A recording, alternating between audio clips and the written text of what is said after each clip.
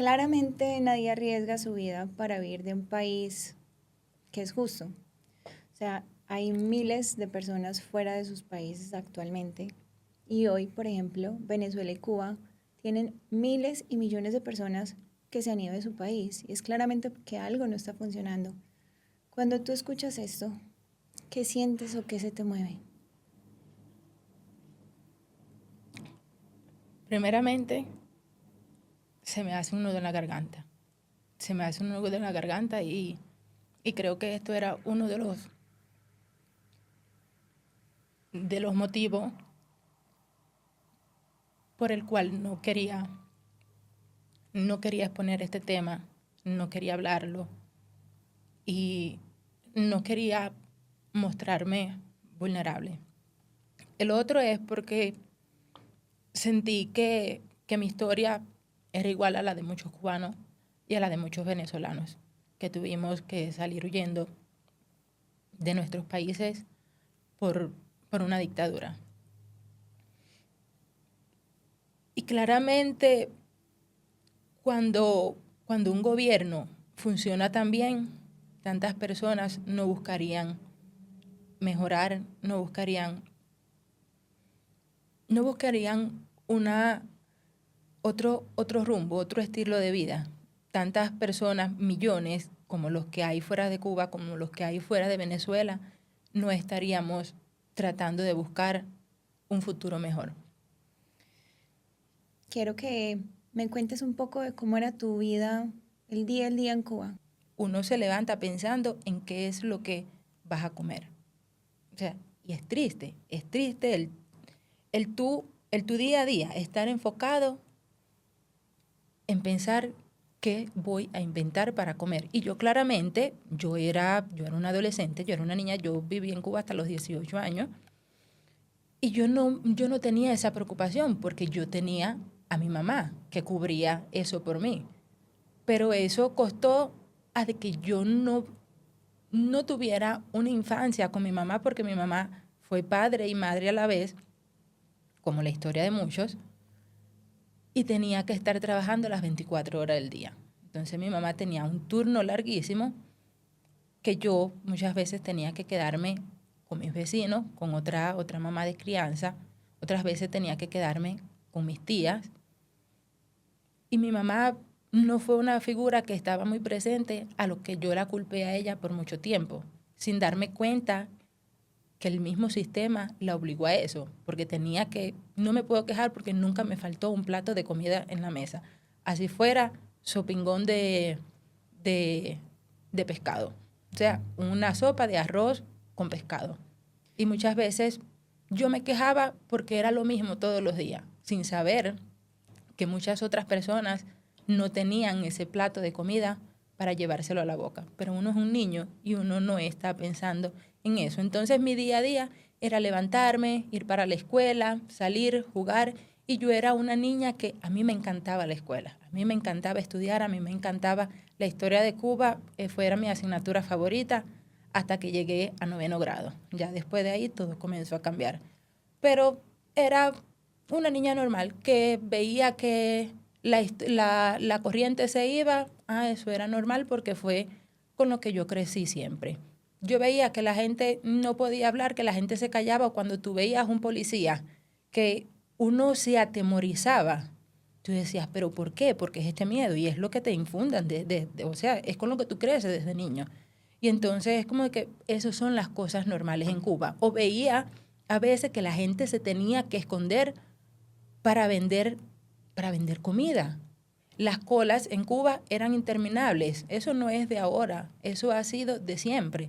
Y fue a lo que el cubano del día a día se acostumbró.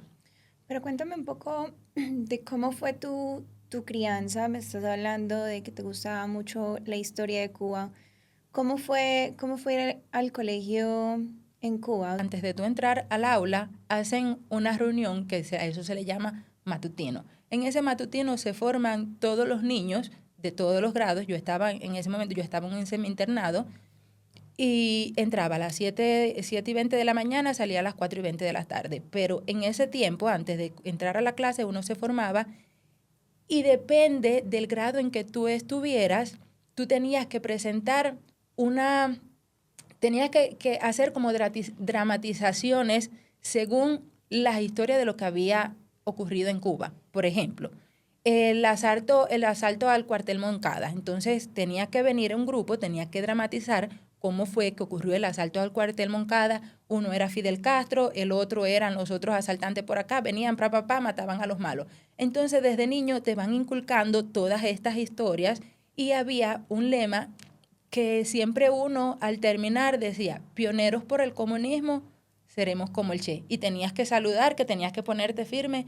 Y si tú no hacías lo que tenías que hacer, eso había un expediente que te lo he enseñado varias veces. Yo tengo mi expediente ahí, verdecito, que te ponían todas las notas de que este niño no cumple con la ideología de lo que le estamos enseñando. O este niño no se quiere formar, este niño no se quiere poner la pañoleta, que era lo que te identificaba según el grado que tú estuvieras. Este niño no quiere usar el distintivo porque es un rebelde. Entonces, todas estas cosas con las que te venían enseñando, que te metían miedo, era miedo lo que te infundían. Entonces, tú sabías de que si tú no hacías lo que tu maestro, que era la figura mayor de representante que tú tenías, y eran los que supuestamente, pues, te iban a poner una mancha en el expediente. Y tú no querías una mancha en el expediente porque eso te iba a retribuir de que no tuvieras una buena carrera, o era al menos lo que te decían. No te vas a graduar, no vas a pasar de grado, entonces tú tenías que ser un militar, tenías que andar por ahí, andar calladito. Y recuerdo una anécdota que ahora me viene mucho a la mente. Yo siempre me porté bien, yo siempre fui una niña que siempre hice caso, pero por esto mismo, yo siempre hice lo que me decían que tenía que hacer. Incluso si yo veía a alguien que estaba en contra o decía algo en contra de lo que nos estaban diciendo, yo rápidamente ahí saltaba. Y que le decían que eran unos contrarrevolucionarios, que eran unos gusanos. Wow. Entonces es muy fuerte cómo comienzan a adoctrinarte desde niño. Y recuerdo esta historia, yo tenía un profesor de matemática que se llamaba Arsenio, y él una vez le estaba llamando la atención a uno de los niños de mi clase, a Rainer, recuerdo que se llamaba. Y él no quería hacer lo que era un niño rebelde, no quería hacer lo que le estaban diciendo. Y me pone a mí de ejemplo y me dice, no, porque tú deberías de ser como Elianis. Tú deberías de agachar la cabeza cuando te dicen algo. Y a mí aquello me quedó tan marcado que no me lo tomé a mal, yo me lo tomé a bien. Yo digo, bueno, si yo agacho la cabeza, si estoy de acuerdo con lo que me dice, a mí me van a aplaudir. Claro. Entonces, yo desde ese momento, para mí, hacer las cosas correctas, hacer las cosas bien, era lo que yo tenía estipulado. Yo digo, bueno, no hay nada diferente a esto porque está bien. Yo jamás y nunca pensé irme de Cuba. Tengo otra anécdota también que yo recuerdo que una expareja de mi hermana, estábamos una vez en la playa y ella me dice, no, ya cuando mi hermana había salido del país, y ella me dice, si tu hermana te reclama alguna vez, tú te vas con ella. Y para mí aquello fue un insulto. Sí. Para mí aquello fue un insulto porque yo le decía, yo nací en Cuba y en Cuba yo me muero. O sea que tú realmente creías todo lo que te estaban diciendo. Cuando tú creces y en la televisión lo único que te ponen es que hay muertes, matanzas, que hay miseria fuera del país y que tu país es el mejor, ¿tú qué más vas a creer? Es lo único que tienes para creer porque es lo único que has visto, es lo único que has vivido. No tienes un referente, una figura que te venga a decir, no, esto es mejor o hay otra vida mejor de aquí para allá.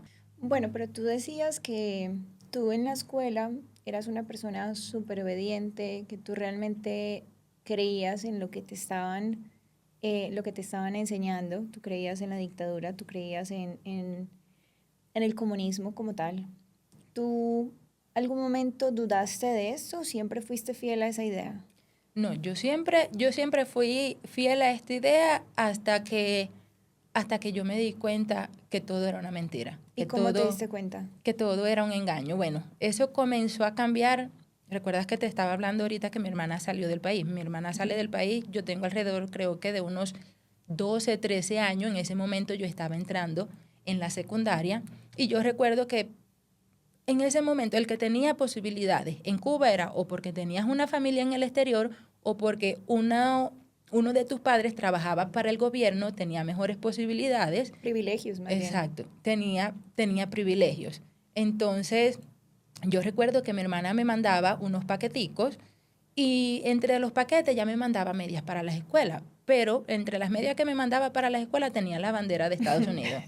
¿Quién te dice a ti que a mí en la escuela me comenzaron a llamar la atención porque estas medias tenían la bandera de los Estados Unidos? Y ya lo que sí marcó un antes y un después, que yo dije, esto es una total mentira, esto es una dictadura, que yo ya ahí me volví rebelde. Entonces, cuando yo estaba en 9º grado, ahí comienzan a repartir las carreras, que ya tú decides si te vas becado, si coges una carrera de ingeniería. O sea, según la carrera por la que tú optes, es la que tú tienes que hacer ciertas pruebas. Yo en ese momento, como mismo te venía diciendo, yo era una niña muy obediente, a mí me gustaba la criminalística y era lo que yo quería hacer. Para entrar ahí yo tenía que hacer una prueba de ingreso para entrar a algo que se llamaba Los Camilitos. Los Camilitos es esta institución donde estudian los militares, donde se forman los militares, infantería, artillería, la defensa, o sea, la defensa del pueblo. Y ahí era donde yo quería estudiar esto. Entonces, para estas pruebas de ingreso, yo dije, yo lo tengo todo. También llegaban pocas carreras, es cierto. Entonces, repartían pocas carreras para toda la provincia. Eso también había que tenerlo en cuenta. Cuando yo voy a hacer estas pruebas, te hacían exámenes físicos. Yo todos los exámenes físicos lo pasé. Cuando te hacen las pruebas ya de inteligencia, que son pruebas de materia, pues bueno, yo dije, son unas pruebas súper difíciles, pero yo estaba segura de lo que yo sabía. Yo estaba segura porque me había preparado, llevaba años preparándome para eso. Y bueno, ¿quién te dice a ti que llegan el día? Estas eran las primeras carreras que repartían, de las primeras, y cuando llegan al aula, nosotros de mi aula nos habíamos presentado, éramos como 3 o 4, algo así. Y dan las carreras, yo veo que a mí no me mencionan. A mí se me hizo un nudo aquí que yo dije, ¿qué pasó? Pero yo dije, no, desaprobé. Fue lo primero que se me vino a la mente porque yo, no me imaginé nada más. Y cuando llega la hora del receso, que se van todos del aula, me dice mi profesor en ese entonces, me dice, no, Eli, quédate, que necesito hablar contigo.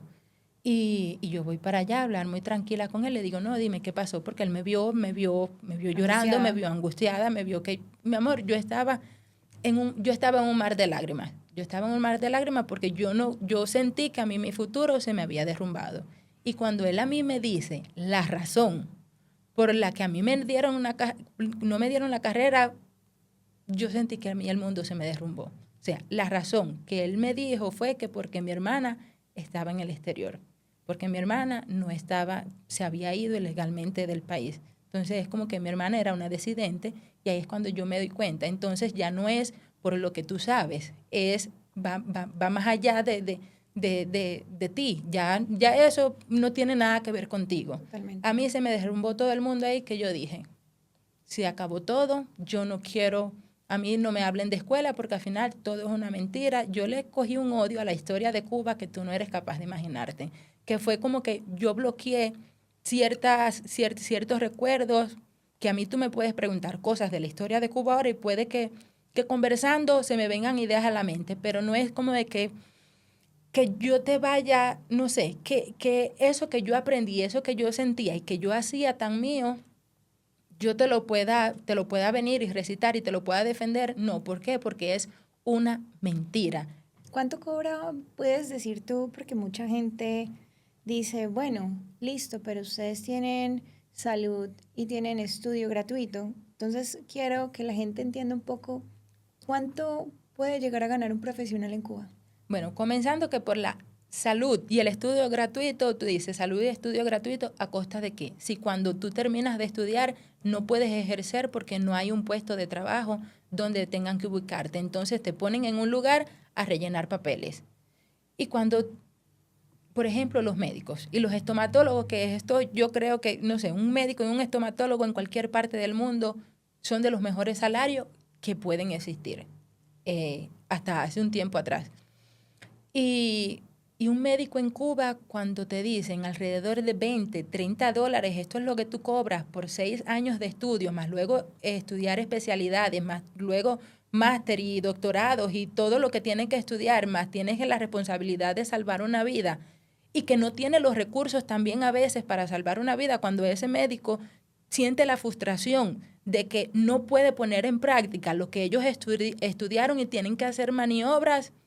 Tú dices, ¿a costa de qué? No vale la pena. No fue de que yo voy a trabajar y por el esfuerzo de que yo haga, por el conocimiento que yo tenga, se me va a estimular. No. Y quiero preguntarte aproximadamente cuánto vale un mercado en Cuba. Al día de hoy, un mercado actual es que como aumentaron el precio de todo, no sé cuánto puede costar, pero sé que un fili de huevo, te digo, puede costar entre los 1.500, 1.200 pesos, cuando el salario de un profesional viene siendo de 6.000 a 7.000, 8.000, no sé, 9.000, el que más pueda ganar, ponte tú, que esto el equivalente viene siendo 20, 30 dólares. Aumentaron el salario, pero también aumentó el precio de las cosas. Claro. Y cuando ellos te daban una supuesta alimentación, que no era gratuita tampoco, pero es mucho menor por la libreta de abastecimiento, es una libreta que está estipulada para que tú en el mes vayas y recojas ciertos mandados. Los mandados es el mercado. Entonces te daban en ese entonces 5 libras de azúcar, 5 libras de arroz, te daban 5 huevos por persona, te daban medio litro de aceite por persona, media libra de frijoles también. O sea, todo está completamente racionado, donde el gobierno te dice exactamente qué es lo que tú vas a comer mensualmente. Exacto, eso te da, ponte tú, para una semana, estirándolo ahí cuando mucho, porque acuérdate que eran familias, en la casa vivían Correcto. 4 personas, 5 personas, 3, así era como funcionaba, era el sistema de Cuba. Te dan esta cantidad de cosas racionalizadas, si no te alcanza, ya tú verás cómo te las resuelves. O sea, ¿qué cosas dirías tú que una persona normal en otros países hace o tiene la libertad de hacer que en Cuba te puede meter en la cárcel o te puede meter en problemas? Número 1, tener esta conversación que tú y yo estamos teniendo. Tú y yo estamos hoy fácilmente sentada aquí, yo exponiéndote los problemas de Cuba, tú queriendo saber y queriendo exponerle hoy esta situación ante el mundo, y tenemos la total tranquilidad de que no nos va a pasar nada. Libertad de expresión. Eso número 1. La otra, tú no podías comer carne de vaca en Cuba. ¿Por qué? Porque te metían preso. Tanto al que en Cuba hay un dicho de que tanta culpa tiene el que mata la vaca como el que la aguanta la pata. O sea, si tú la vendías, te metían preso. Y si tú la comprabas, también te metían preso. Había veces que yo recuerdo, una vez se armó un corre-corre en mi barrio, porque llegó la policía de momento y andaban una gente vendiendo carne de vaca. Entonces uno compraba que sí 5 libritas para más o menos amortiguar y tú sabes, algo diferente.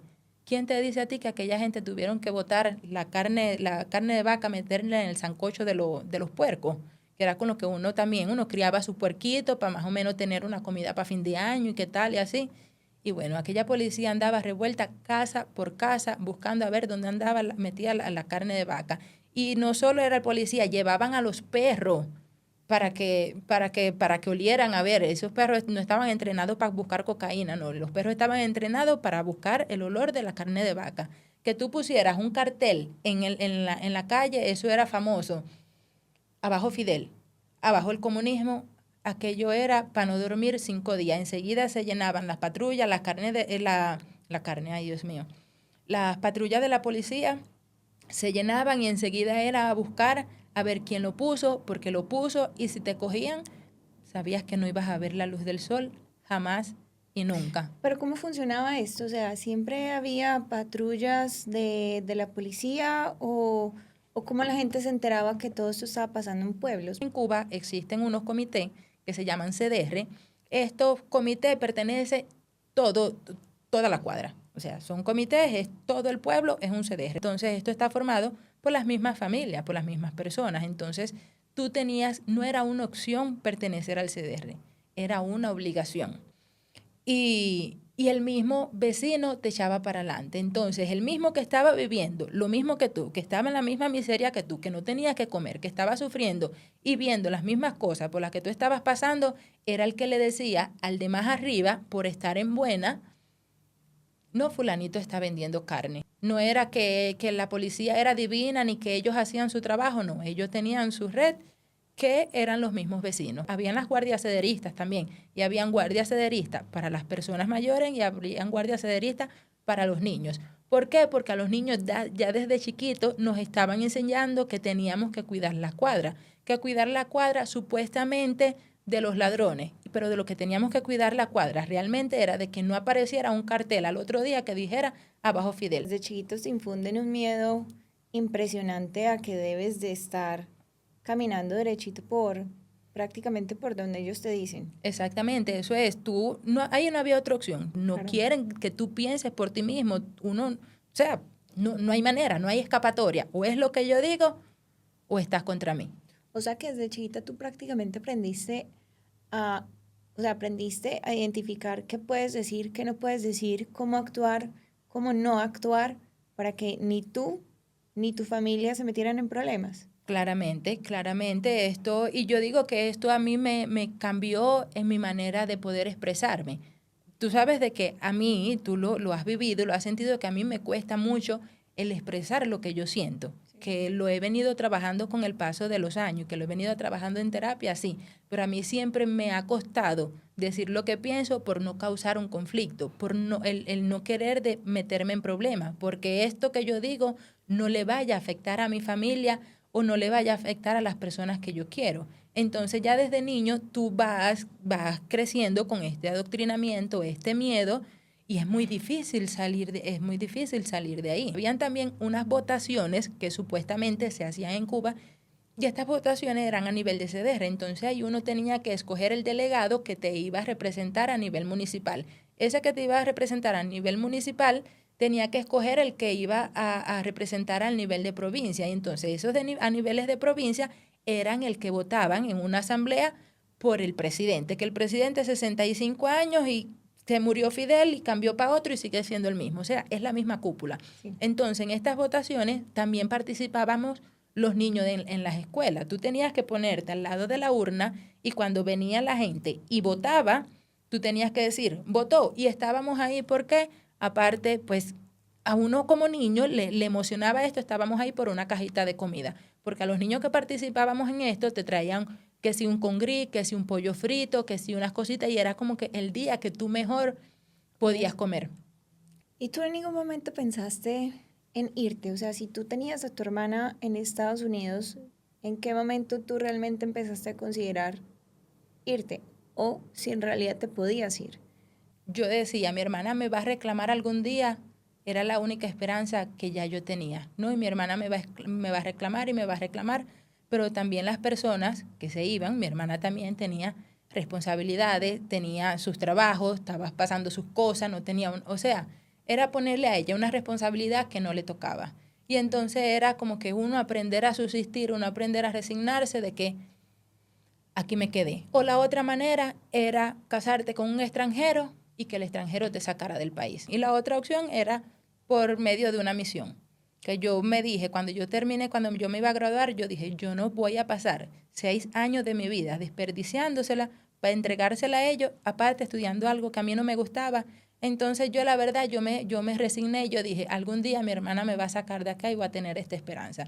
Hasta que se me dio la oportunidad de salir huyendo, de irme en balsa, montarme en una balsa y no lo pensé 2 veces. Y cuéntame ese momento en que tú decides este es el momento de irme, qué pasó por tu cabeza, qué sentiste y qué personas dejaste atrás.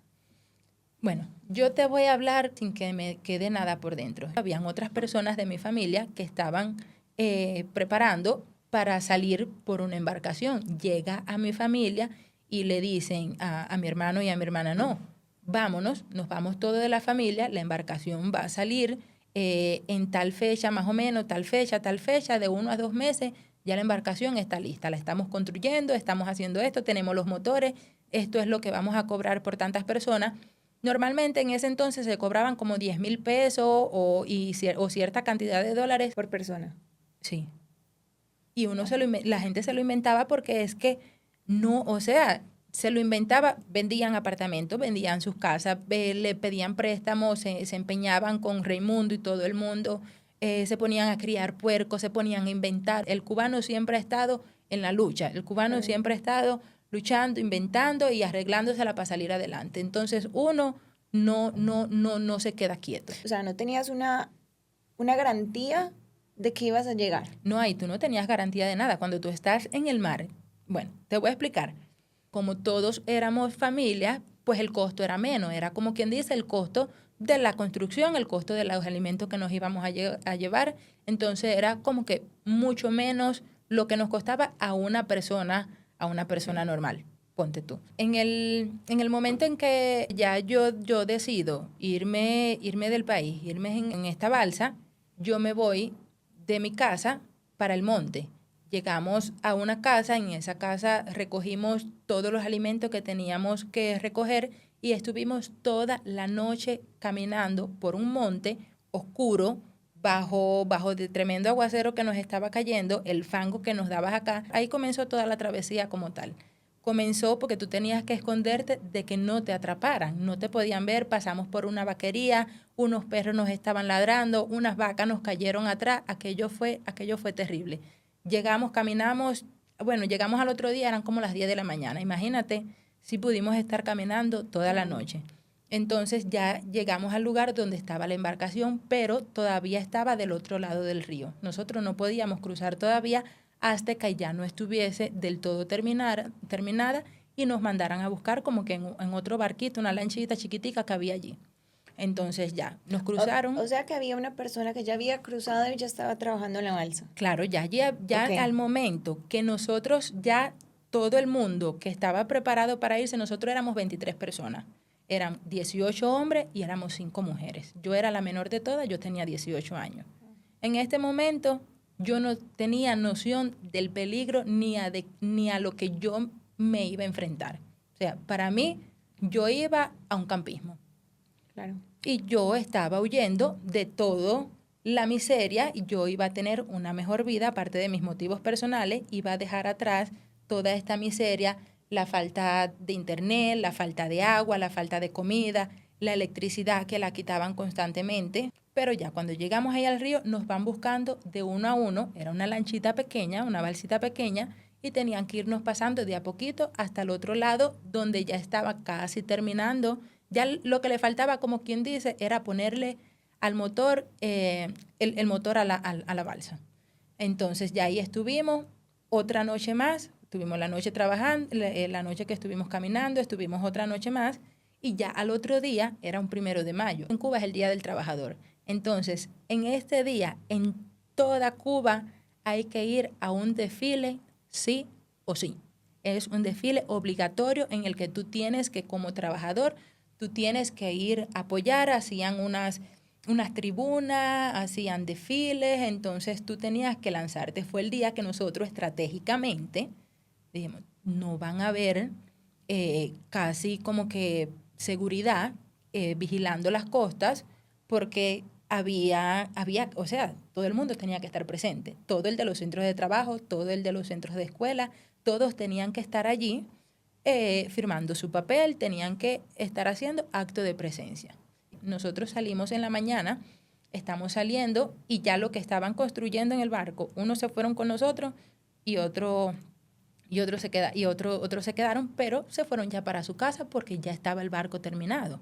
Entonces, cuando nosotros montamos todo al barco, que aquel barco se mete en el agua por primera vez, eso fue una emoción, eso era un barco como de 7, 8 pies, ponte tú, con un motor en el medio, el motor le pusimos Vultu 5. Llevábamos una propela de repuesto, llevábamos todas las comidas en lata, todo lo que no se pudiese echar a perder. Entonces estaban 2 patrones también, nos lanzamos y nos vamos. Nosotros no caminamos, te digo, o sea, no avanzamos que ni 5 minutos en el agua y aquello se comienza a llenar de agua. Ay, Dios mío. Mira, cuando aquel barco aquella balsa se comienza a llenar de agua, a nosotros se nos bajó todo. Claro. Porque ya los que estaban haciendo esto se habían ido y se habían llevado pues los pocos materiales ya que quedaban y los que no se habían empleado aquí. Automáticamente entramos y a esa hora fue decir, no, ¿y nosotros qué hacemos ahora? Pero la gracia de Dios es tan grande que detrás de donde nosotros estábamos, más adelante, habían otros construyendo otra embarcación. Entonces van unos hombres, van como 2 o 3, a ver a aquellos que están para allá atrás. Y con el miedo también de que no pensaran de que ellos fuesen si me entiendes, como que fuesen de la seguridad y van a hacer algo, porque había muchas veces que estas personas tenían armas para defenderse. Entonces ellos llegan y ellos fueron los que nos salvaron la vida. Llegan con un pegamento que eso se le llama tocoa. Y con aquello, eso es un pegamento como azul, le echaron al barco por todos los lados. Y eso fue ya con la bendición de Dios, vámonos de aquí, arreglaron, esperamos que se secara y salimos una segunda vez.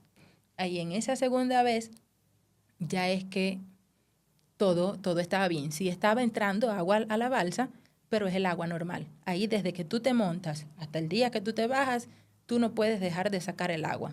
Entonces tú tienes que constantemente, habían hombres, como eran tantos hombres también, los hombres se rotaban de 2 en 2 para ir achicando, ir sacándole el agua de la balsa. Entonces se pasaban horas y saca agua y saca agua.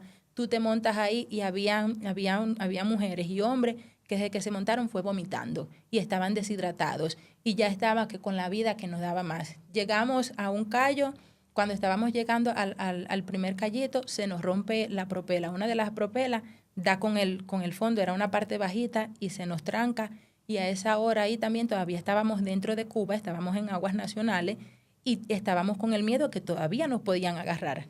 Entonces eso fue con el nudo desde que salimos en la primera hora hasta esa hora, bájese, se tiraron unos hombres, cambiar aquello, a quitarle la propela, a cambiarle la otra. Entonces cuando le ponen la otra no avanzaba al mismo ritmo porque era una propela más pequeña.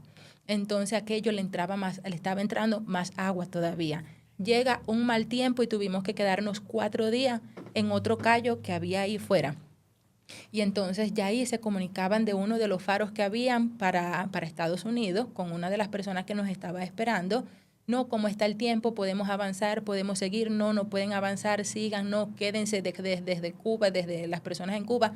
No, ¿cómo está la policía? ¿Cómo está toda la zona? No, ya saben por nosotros, porque de las personas que andaban con nosotros, sí habían unas que ya estaban perdidas de la casa, que ya la habían hecho una atención y no aparecía por ningún lado. O sea ya, ¿dónde está esta persona? claro. Y ya tenía antecedentes que 4 veces anteriores se había tratado de ir del país. Claro. Entonces, al no tenerla vigilado, al ver que no está, algo está pasando. Se fue una 5ª vez. Y era también con el miedo de que mandaran las lanchas a bordear todo aquello. Esa vez tuvimos que dormir ahí mismo dentro del barco, otros durmieron afuera. Bueno, cuando ya se va más o menos que se calma el mal tiempo, seguimos. Ya fue como que, ahora sí, eso fue como el día 4 de mayo más o menos, que seguimos. Y ya ese día, ¿quién te dice a ti que yo caigo con el periodo? Ese día yo caigo con el periodo, no me podía cambiar porque los tiburones comienzan a oler la sangre y entonces aquellas íntimas tenía que tenerla envuelta. Mi mamá me había dado un pantalón y aquello estaba encharcado en sangre, todo, no, qué asco, qué peste, qué todo. O sea, era horrible. Y yo llevaba mi librito y estaba yo escribiendo todo lo que íbamos pasando. Y llegamos al primer caimán. Ya estamos fuera, ya estamos en aguas internacionales, ya acá no nos pueden hacer nada, o sea, el gobierno, y estamos como quien dice, seguro. Cuando ya nosotros salimos fuera de las aguas internacionales, de las aguas nacionales, nosotros vimos el cielo abierto. Claro. Y llegamos a ese primer caimán y también se vuelve a enredar otra vez la dichosa propela. Se lanza uno de los de aquello, arregla todo aquello y cuando sube el último pie, llegaron 3 tiburoncitos así. Mira, yo te digo aquí que yo no sé, ahí todo el mundo, yo creo que se quedó con el corazón en la mano. No le pasó más nada. Llegamos un rato ahí nos tuvieron un tiempo porque pensamos que nos iban a ayudar y aquello fue terrible. En realidad nos fue perdiendo el tiempo. Estuvieron perdiendo el tiempo, no nos dejaban bajar del barco, nos tenían como que en las afueras, nos pusieron una gente de la seguridad de ellos mismos para que nosotros no pudiéramos cruzar a la isla. Y pues es entendible porque ellos están cuidando sus costas. No, nos tuvimos que seguimos hasta el otro caimán. Cuando llegamos al otro caimán, Ahí fue que la cosa se puso buena. Entonces, esa noche nos dijeron, no, ustedes no se pueden bajar aquí. Si se bajan, se tienen que quedar. Y el que se quedaba ahí, lo mandaban para Cuba. Ay, no, imagínate tú pasar todo eso para que te vuelvan a mandar. ¿Tú en algún momento pensaste que que no lo iban a hacer, que no iban a llegar? Sí, esa misma noche. Por eso te digo que ahí es cuando yo te digo que comienza lo bueno, es ahí. Porque esa noche nos tuvieron cierto tiempo esperando, no, si le vamos a dar petróleo, no, no le vamos a dar. Entonces nos tuvieron en ascua, pero sí o sí teníamos que esperar por el petróleo de ellos, porque si no nos íbamos a quedar a la deriva.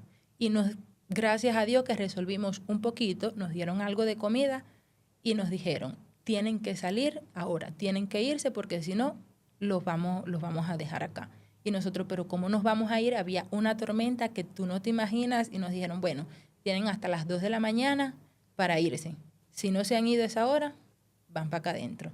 Y ya nosotros ahí en el barco, todos estirados, ya uno no sabía cómo ponerse, cómo acomodarse y era todo lo que pasar. Tú dices en ese momento, después que yo he pasado o sea, todo este trabajo, Claro. después que yo he estado huyendo de todo esto en Cuba y sabiendo lo que me va a esperar, que es mucho peor que lo que dejé irme, yo prefiero morirme en el mar que regresar.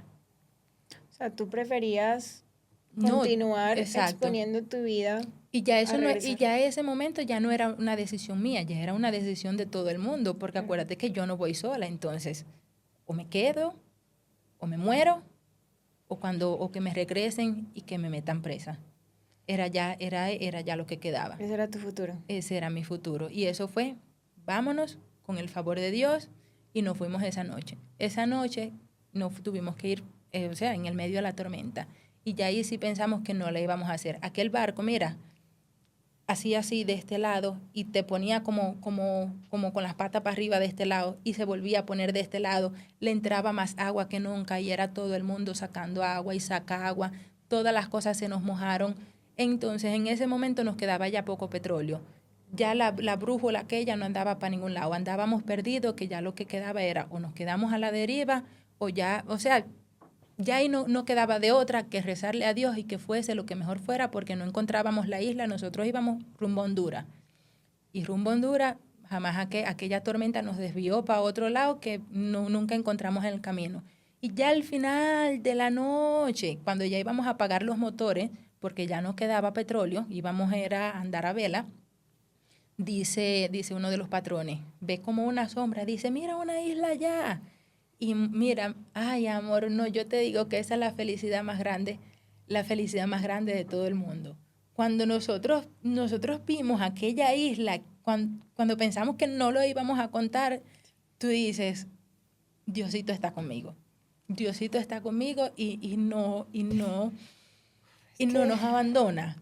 Qué fuerte. Y ya ahí fue como que la alegría nos volvió a todos. Y bueno, ya fuimos rumbo allá, no sabíamos qué es lo que era, Claro. pero pensábamos. Era mejor que estar ahí en en la balsa. Totalmente. Cuando llegamos, le entramos por atrás a la isla y ya nos quedamos afueritas así. Entonces se bajaron unos cuantos hombres para ver qué es lo que era, porque uno no veía, o sea, tú no veías nada. Claro. Y se bajaron y dijeron, no, está seguro. Y vinieron y fueron buscando a otros de los que quedáramos y así nos fuimos bajando. Cuando nosotros nos bajamos del barco, tú sentías que ahí todo te daba vuelta, no tenías estabilidad.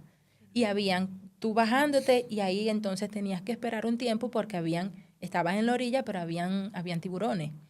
Y entonces imagínate tú que después de toda la travesía que tú estés pasando, te vengas a comer a la pata un tiburón. Ay, no puede ser. No, es que eso es increíble. Bueno, ya, nos bajamos todo y cuando ahí fue la euforia de yo no me monto en este barco más, aquí yo me quedo. Después lo que nosotros pasamos, ahí esa noche fue que nosotros nos las vimos feas. Ahí fue que nosotros sentimos el temor de verdad de saber a lo que nos estábamos exponiendo, de arriesgar la vida. Que tú dices, tú no tienes la noción de lo que tú te vas a enfrentar hasta que lo vives. Y en ese momento ya fue, todo el mundo estaba de acuerdo, aquí nadie sigue, aquí todo el mundo se queda, aquí, o sea, aquí nos quedamos como quien dice, si hay que quedarse a vivir, aquí nos quedamos a vivir. Pero era una isla deshabitada. Entonces, esa isla solamente habían 5 guardias. Y cuando llegamos, muchos de los hombres se fueron a recorrer, a mirar qué es lo que había por los alrededores, a ver qué podíamos encontrar. y se encontraron, dieron con un guardia y ese guardia llegó a donde estábamos nosotros y el guardia nos dijo, no, ustedes llegaron con la suerte de que nosotros nos vamos a ir pronto, en unos días nos viene a buscar la patrullera. La patrullera dejaba 5 guardias más y se llevaba a los 5 que estaba y le dejaba provisiones por 30 días hasta que volvieran a llegar con relevo. Pero dice, si a ustedes los ven con el barco intacto, lo que van a hacer, le van a dar petróleo y los van a obligar a irse. La mejor opción que tienen es hundirlo. Y él mismo nos ayudó a hundirlo. Le cayeron a tiro a aquel barco, y aquello ya no había manera de cómo arreglarlo por ningún lado. Nos fuimos, esa noche comimos fongo hervido, son como los plátanos, plátano hervido porque allí habían unos platanales y estuvimos súper felices de dormir en tierra. Ya es como que vimos el cielo abierto y más con la noticia que él nos había dado. Claro. Entonces tú dices, ya aquí, ¿no? Aquí, Pero ya ya aquí sabían fue. en qué isla estaban. Sí, estábamos en Isla Cisne. Ese se llama Isla Cisne. Esa isla pertenece a Honduras. Y al día de nadie sabía de nosotros. O sea, en Cuba no había comunicación, tú no tenías cómo comunicarte. Entonces, ya estaban pasando los días, no se sabía nada de nosotros, eran como 8 días o sea, ya en 8 días se suponía que tú debías de haber llegado a tierra y podías comunicarte de algún lado. Así nos pasamos nosotros 30 días. 30 días incomunicados. Y celebramos el primer Día de las Madres fuera de Cuba, lo celebré yo ahí. Porque, bueno, llegamos ese día y yo me imagino tiempo después, no en ese momento, pues ese momento uno lo que trata es de sobrevivir, cómo pasan los familiares de Cuba este día, cuando nosotros estábamos acostumbrados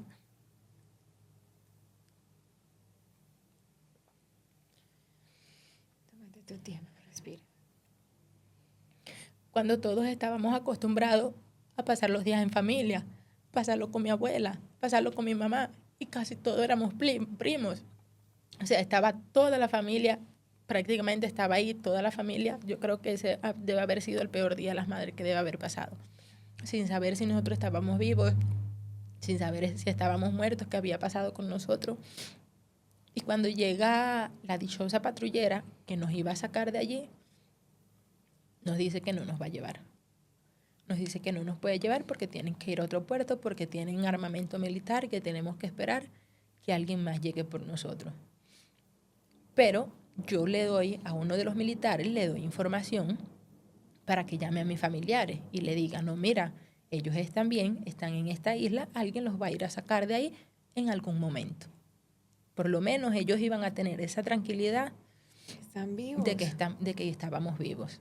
Y nosotros era confiando en ellos también de que ellos lo iban a hacer porque ellos no tenían ninguna obligación de hacerlo. Entonces, pues bueno, si lo hacen bien y si no, pues dejémoselo al destino. Ahí nos pasamos 30 días comiendo lo que apareciera. Comimos iguana, comimos carey, comimos cangrejo, comimos el agua con la que nos bañábamos, era la misma agua que nos tomábamos porque eso yo creo que bajaba de algún manantial y había como un pocito que tú te bañabas por acá por la parte de atrás y volvía a caer el agua para el mismo pozo. Tú lo mismo del agua que te ibas a tomar le sacabas una cucaracha, que le sacabas un caguayo, que le sacabas una rana. O sea, allí era sobreviviendo con lo que pudiera. Tú no te podías mover para más ningún lado, entonces dormíamos, era como una casita que tenía techo, tenía cosas por los costados, pero pues no tenía puerta. Tenía una puerta de entrada, pero todo estaba abierto. Era una casa como abandonada, porque los guardias tenían su nave protegida y pues estaba preparada para ello. Y pues ahí estábamos nosotros sobreviviendo. Había como una red de pescar que habían dejado otras personas y como mi familia es de pescadores, ellos sabían cómo arreglarla. Entonces ellos iban por la noche, tiraban su red y lo que se pescaba. La comida también tenía que seguir siendo racionalizada, porque no sabíamos el tiempo que íbamos a estar allí. Allí nos enfermamos, allí tuvimos problemas. Nosotros pasamos tantas cosas y tanto que teníamos que agradecerle a esa revolución por todo, que en esos momentos tú decías, no puede ser que yo esté pasando todo esto, sí, por decisión propia, pero por decisión de estar huyendo de un país por decisión de estar huyendo de una dictadura que nos tiene oprimidos.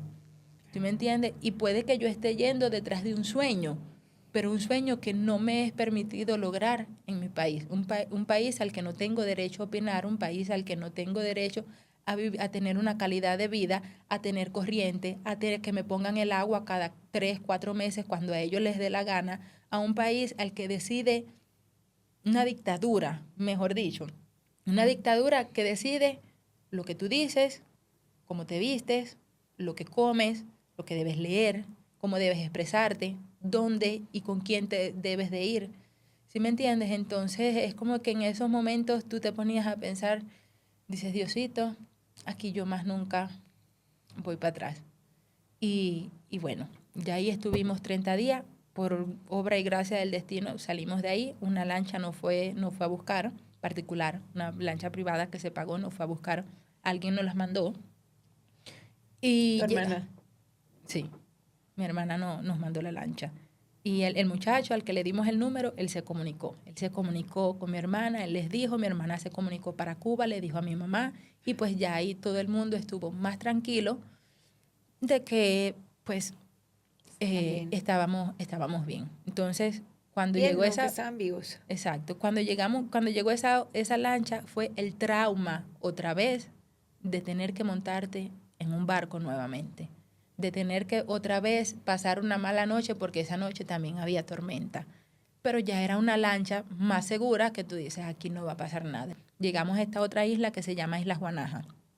Ahí en Islas Guanaja ya fue la primera comida caliente, la primera comida hecha, el abrazo de ver a mi hermana, o sea, yo lo que menos me esperé en este momento fue el encontrarme con ella y el yo ver que ella se puso para ir a buscarnos y el dejar todo lo que tenía para ir por nosotros, la verdad que eso fue ver el cielo abierto. Eso fue ver el cielo abierto y volver a confiar en que sí lo íbamos a lograr. Entonces, sí, ya pues ahí nos reunimos, ahí nos hicieron unos papeles como un salvoconducto de que estábamos legal ya, podíamos transitar legal en Honduras por un tiempo.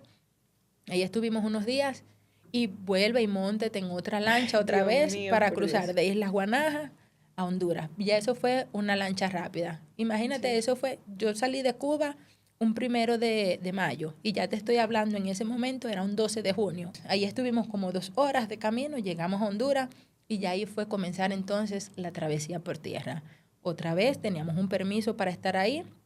Estuvimos unos días escondidos no, como en un cuarto de hotel esperando como ya para pasar. Una vez llegamos a Guatemala, ya ahí sí no había permiso de ningún tipo. Ya eso era, tú tenías que estar, los coyotes eran los que te llevaban. Cuando llegamos a México, ahí teníamos que sacar pasaje en un bus para ir hasta la frontera. Cuando vamos camino, ya que faltaban era cuestión de horas para llegar a la frontera, nos para otro retén. Y pensamos que este retén iba a ser como todos los demás, que tú te bajabas, les dabas un dinerito y ellos te dejaban seguir.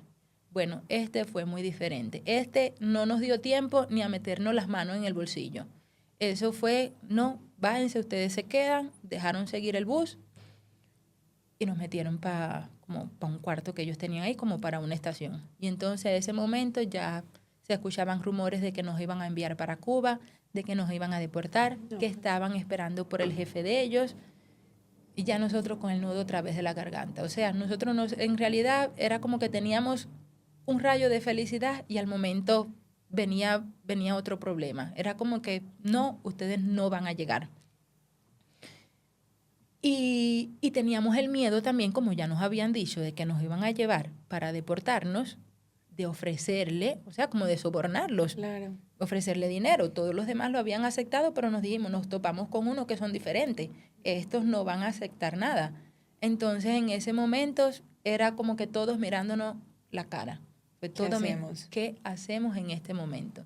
Bueno, ¿quién te dice a ti que llegue el jefe de ellos? Y el Señor nos habló de frente. Nos dijo, ustedes me dan lo que traen y yo mismo me comprometo a dejarlo en la frontera. Y ahí fue como de que, bueno, y nosotros no, ya en ese momento de tanto que habíamos repartido, lo que nos quedaba era nada. Y cuando le damos el dinero, él no lo quiso, dice, no, ustedes tienen más. Esto no es lo que tienen nosotros. O sea, ¿de dónde? Claro. ¿De dónde? Ya no hay más, se lo habíamos dado todo. Entonces habían unos tíos míos que tenían dinero falso, que nos habían dado. Otras personas en Guatemala, creo que fue por allá en Honduras, nos habían vendido un dinero y nosotros nunca habíamos visto los dólares, no sabían si era falso, si no era falso, entonces Claro. ¿qué? Y nosotros con el miedo, si nosotros le damos a este señor se va a insultar y él picó, vamos a ir a dar a Cuba. Entonces fue como que, bueno, hagamos todo lo posible. Todo el mundo se sacó ya ahí sí lo que quedaba y ya porque uno se metía el dinero en un pantalón, Claro. otro se lo metía en una teta, o sea, por todos los lados. Uno se escondía el dinero en diferentes partes por si te revisaban, Claro. que no te lo quitaran todo. Y se lo dimos. Y el señor dijo, no, ahora sí estamos hablando. Dice, esperen un momentico. Él nos montó en su camioneta y nos dejó en la frontera. Nosotros entramos por Matamoros. Y cuando ya nosotros dijimos, no, ya ahora sí, que llegamos y hacemos la filita para presentarnos con el oficial de migración, nos dice, no, ¿ustedes qué hacen acá? Y nosotros no nos queremos acoger a la ley de ajuste cubano. Y ahí él coge, se va para allá adentro y viene para acá, vienen otros, los releva y dice, no, eso no existe.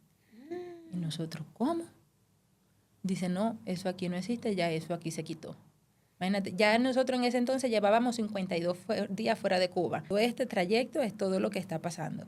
Entonces, cuando llegamos ahí, nos dicen, no, eso no existe, salgan. Cuando vamos por tercera vez, viene uno de los muchachos que andaba con nosotros y él le dice, no, él le dice algo y nosotros no escuchamos y vemos que lo deja pasar. Y nosotros, fulanito, ¿qué fue lo que tú le dijiste? Y él como que nos hace seña y yo alcanzo a escuchar porque yo era la otra que venía atrás, que dice, no, asilo político. Claro. O sea, era Y la ya. forma en la que tú tenías que presentarte ante migración, decir las palabras correctas para que te dejaran pasar. Exactamente.